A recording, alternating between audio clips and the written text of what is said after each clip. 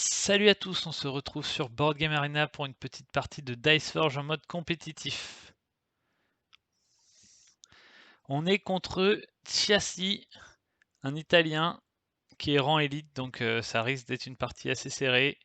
Allez, on va voir ce qu'on va pouvoir obtenir au premier tour. Donc c'est nous qui commençons, on a 7 d'or, donc c'est plutôt pas mal. On regarde, là c'est l'énigme, c'est pas le cyclope, c'est assez intéressant à voir. Bon, de toute façon, moi je forge une phase d'or de chaque côté, hein, à chaque fois. Et là, du coup, pour les deux restants, je vais prendre le lune pour commencer à forger un petit peu mes dés. Alors, 8, donc il va sûrement prendre le 4 d'or, le 3 d'or et le 1 soleil. C'est ce qu'il devrait faire logiquement. Voilà, 4 d'or, et avec les 5 restants, 3 d'or et un soleil. Bon, jusque-là, un départ classique, à voir que moi j'ai obtenu et mon 4 et mon 3 au tour d'avant, donc je risque d'avoir 12 d'or au prochain tour, ce qui est le cas. Donc c'est intéressant, je vais pouvoir forger à la fois le 2 soleil et le 1 soleil, 1 point de victoire. Donc c'est plutôt un bon tour ça, en espérant qu'au prochain tour on puisse faire deux actions en ayant récupéré 2 soleils. Donc voilà, on pourra faire deux actions au prochain tour. Par contre, j'ai pas du tout d'or, donc pour forger ça va peut-être être un peu compliqué. Lui, il a récupéré ses 12 d'or, donc très intéressant. Il va pouvoir faire à peu près le même tour que moi, sauf qu'il devrait prendre le 1 soleil. Voilà, donc pour l'instant, c'est un départ assez classique pour des gens qui ont eu 12 d'or au premier tour. On peut difficilement faire plus classique. C'est maintenant que ça va devenir intéressant, c'est qu'est-ce que je fais avec mes 7 d'or?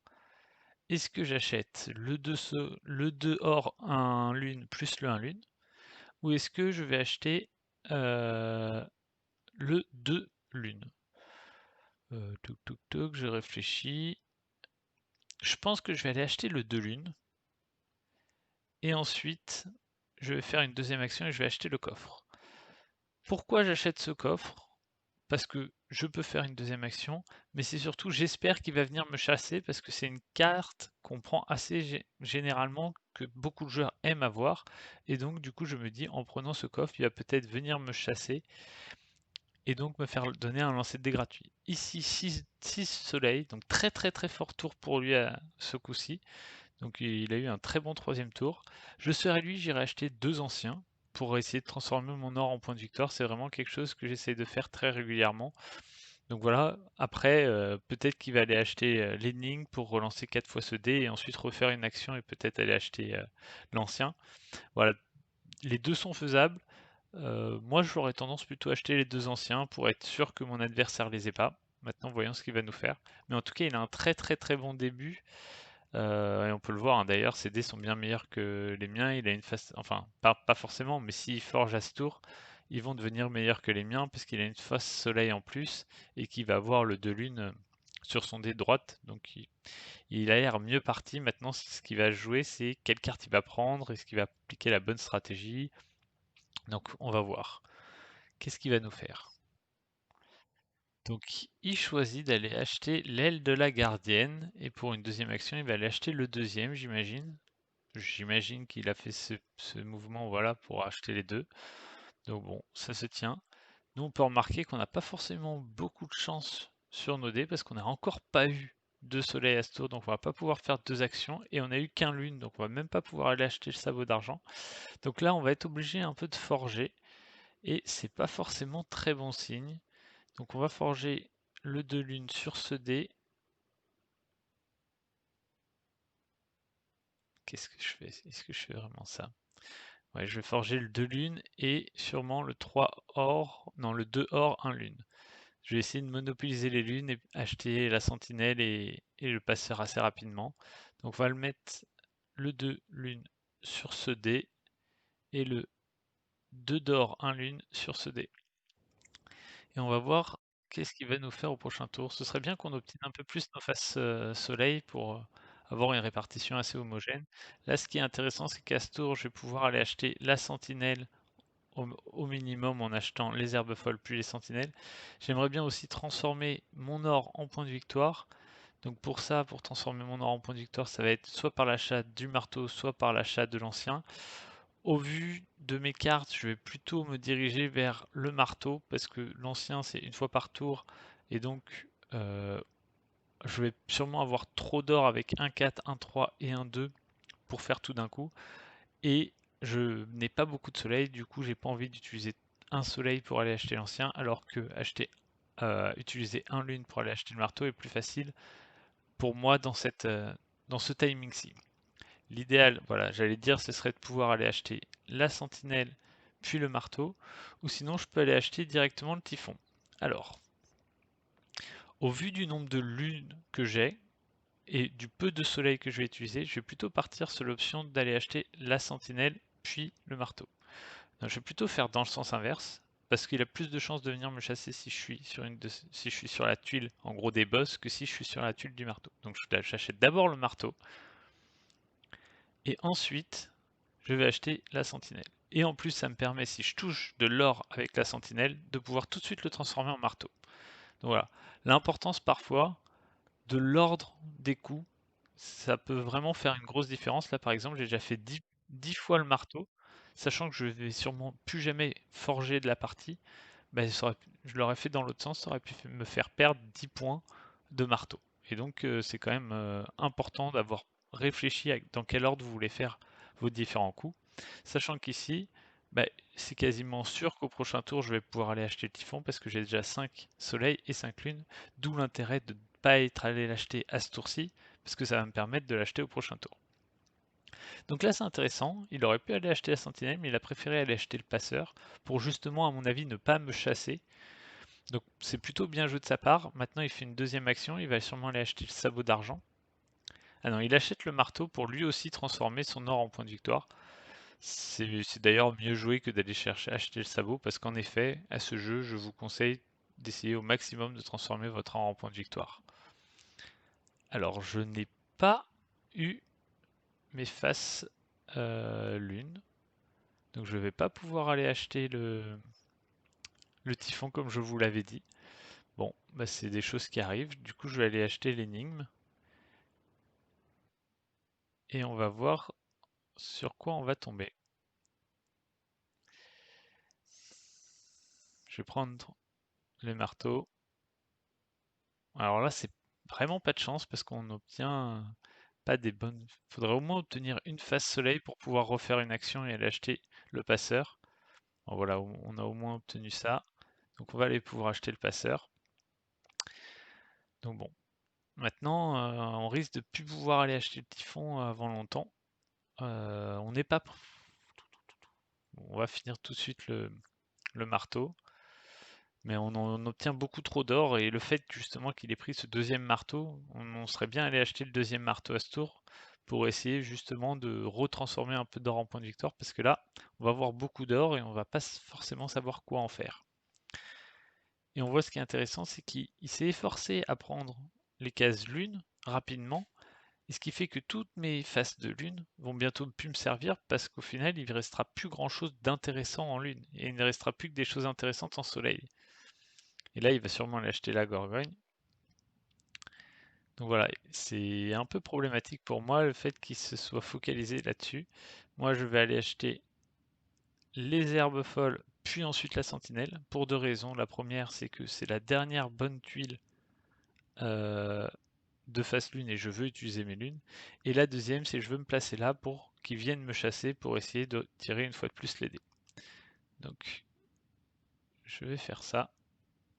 Et je vais aller acheter la sentinelle en espérant pouvoir transformer des lunes en points de victoire. Voilà, parfaitement. Là, je vais prendre les soleils parce que j'ai quand même pour ambition au prochain tour d'essayer d'acheter le typhon. Par contre, mes lunes, je vais les transformer en points de victoire.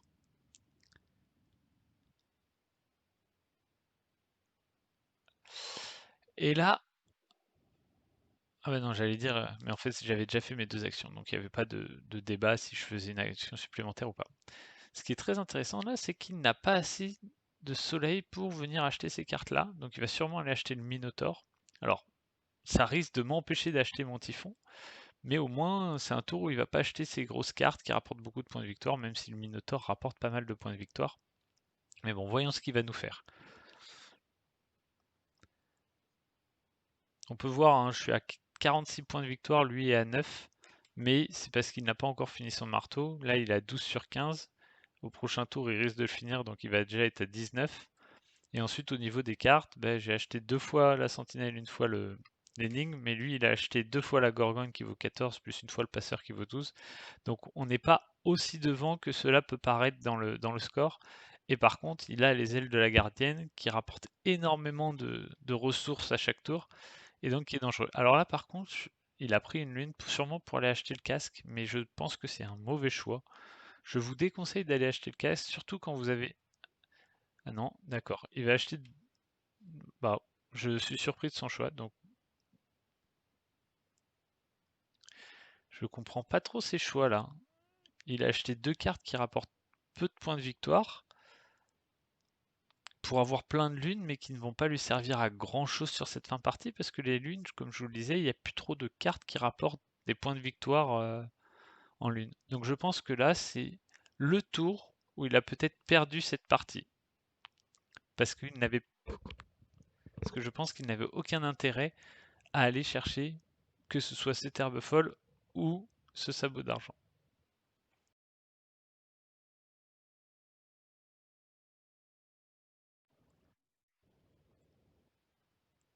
Alors, et voilà, vous voyez, s'il avait pris une lune, un soleil au tour d'avant plutôt que son lune, mais il serait pas à 8 lunes là, et par contre il serait à 5 soleils et il pourrait aller acheter le typhon ou même le miroir abyssal. Donc là, il va se retrouver à aller acheter le Minotaure, qui est pas une mauvaise carte, hein, mais qui n'est qui ne va pas lui permettre d'utiliser ses lunes. Alors soit il va acheter le Minotaure, soit il va acheter 2 fois le sanglier. Et s'il achète 2 fois le sanglier, il faudra bien que nous on note qu'il faudra aller acheter le Minotaure. Donc il achète 2 fois le sanglier, c'est plutôt intelligent de sa part. Et nous, il va falloir qu'on lance le moins de dés possible. Donc on va plus aller chercher l'énigme, et on va essayer de prendre les Minotaures pour qu'ils ne nous fassent pas lancer des dés. Parce que quand vous faites placer un sanglier à l'adversaire, le Minotaure devient tout de suite beaucoup plus intéressant, parce qu'il vous permet de faire lancer les dés à l'adversaire, et s'il obtient sa face de sanglier, il perd des points. Alors, nous, on va prendre le Minotaure, en espérant lui empêcher de prendre le Typhon, même si on se doute qu'il va y arriver, avec vu toutes les ressources qu'il a ici. Mais voilà, ça peut lui faire un peu moins d'action au prochain tour. Là, il va avoir 8 soleils, donc il va sûrement aller acheter ça, et au moins il pourra peut-être pas aller acheter le Minotaure, parce qu'il lui en faudrait 10, sinon il faudrait qu'il tombe sur son 2 soleils avec le dé en plus, mais il a préféré relancer son dé avec point de victoire. Je pense que c'est plutôt logique, même si je pense que il devait tenter d'avoir le Minotaur, parce que je pense que sinon il est derrière. Mais on va vérifier ça au niveau des points de la fin de partie. Donc il va aller acheter le Typhon, je pense qu'il n'y a pas mieux, à moins qu'il essaye de faire énigme puis Typhon. Mais dans ce cas-là, c'est pareil, il aurait mieux fait d'acheter ça, parce que là, en achetant l'énigme, il va avoir plus que 2 soleils. Il faudrait qu'il en obtienne 5 en 4D. Ça paraît compliqué. Bon, voyons ce qu'il va tenter.